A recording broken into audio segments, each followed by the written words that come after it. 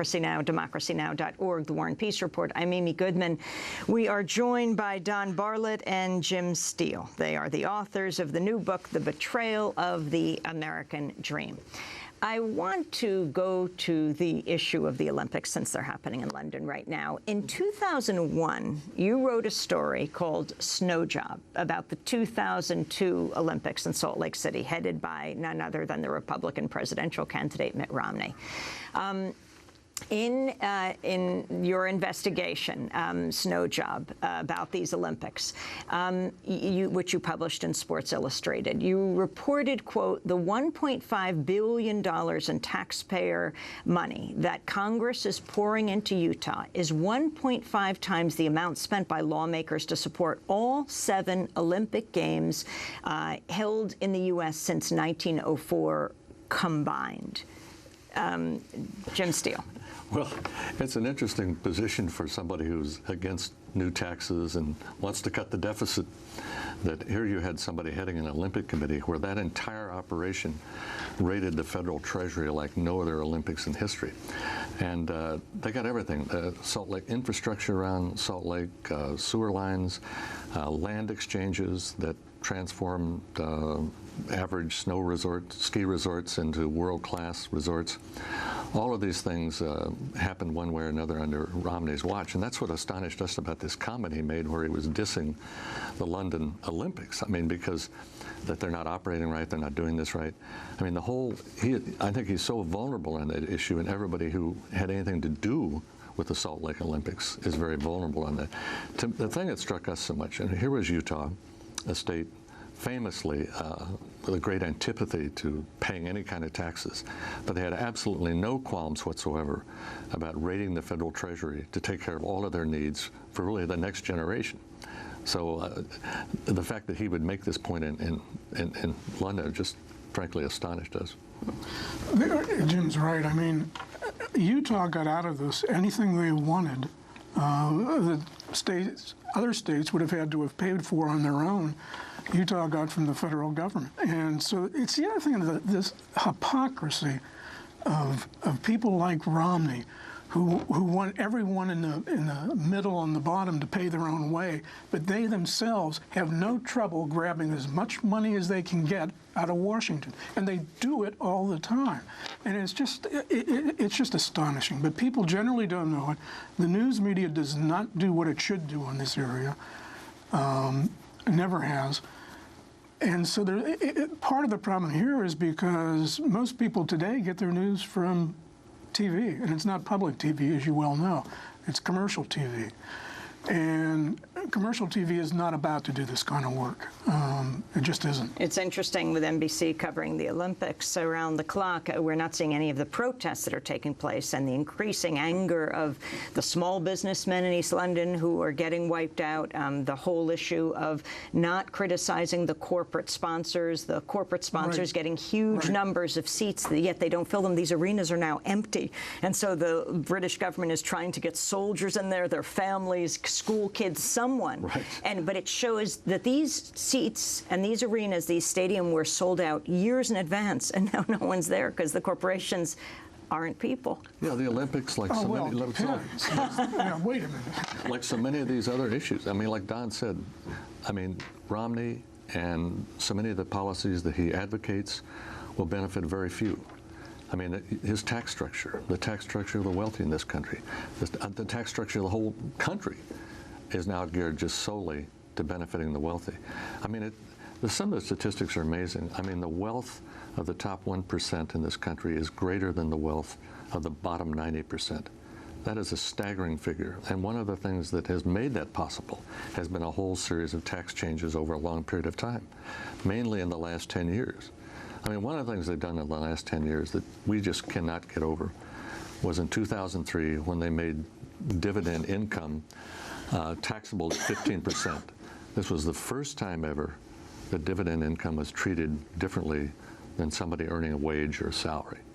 And the idea that that somehow should be more favored than somebody working the sweat of their brow is absolutely ridiculous and appalling. There's going to be, in the coming weeks, you know better than anyone, just a constant, I don't know what you call it, but out of Washington on taxes and how we're penalizing entrepreneurs and all of that garbage. And I say garbage for this reason. If people focus on two numbers, that's all you need to do.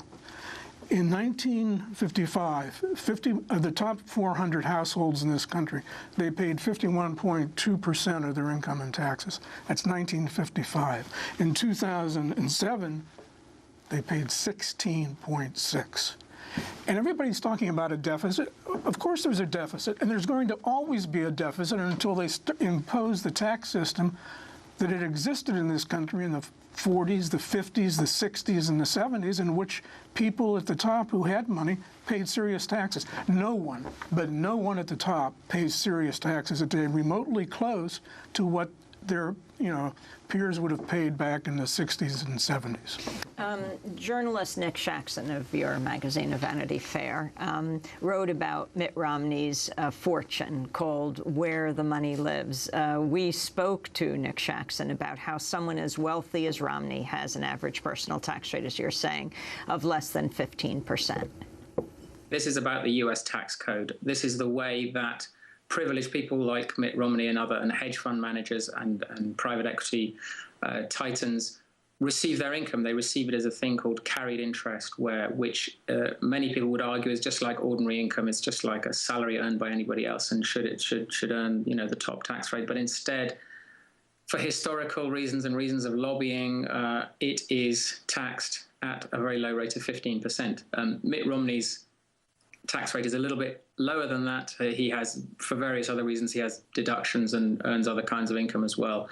But it's not too far off 15%. But carried interest is the tax treatment of carried interest is the sort of essential reason why his tax rate is so much lower than many Americans.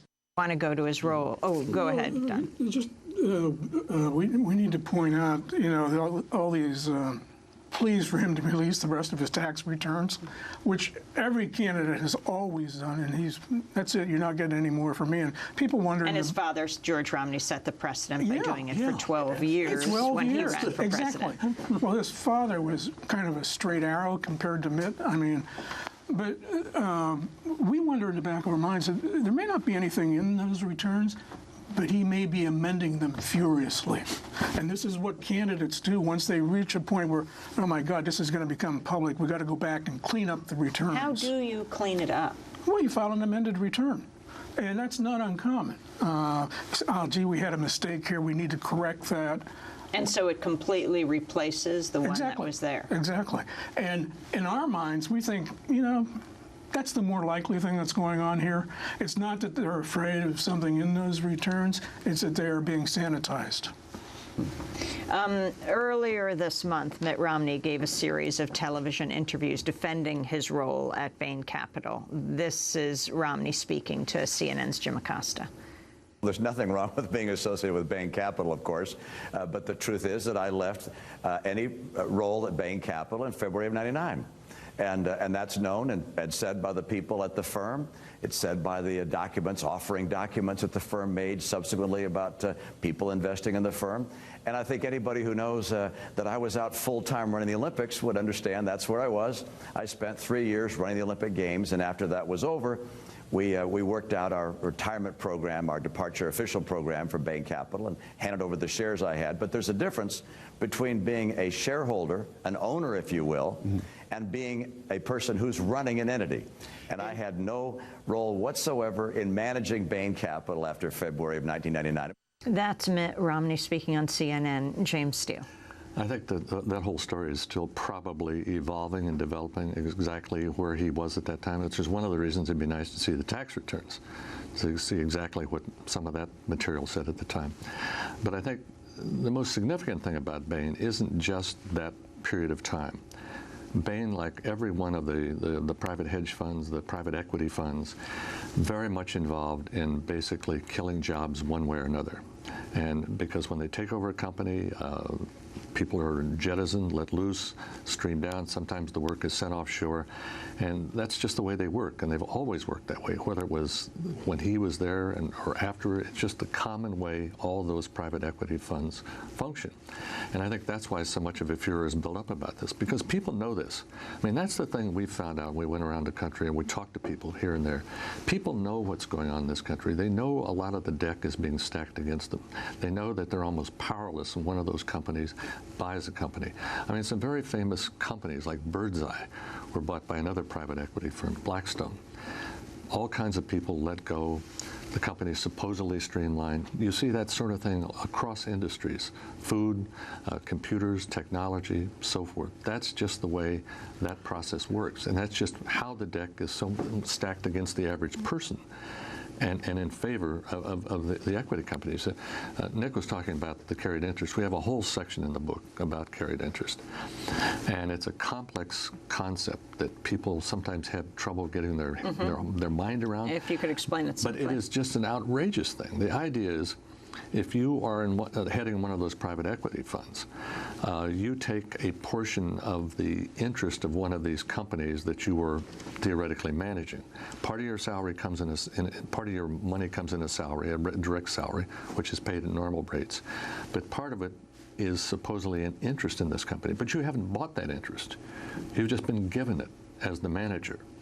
And then when you cash out on that, because it's supposedly you were an investor, you pay the 15%. And that, as much as anything, as Nick was talking about, is why somebody like Romney and other private equity moguls make 15%. You know, there was a big boomlet to try to get rid of this a few years ago.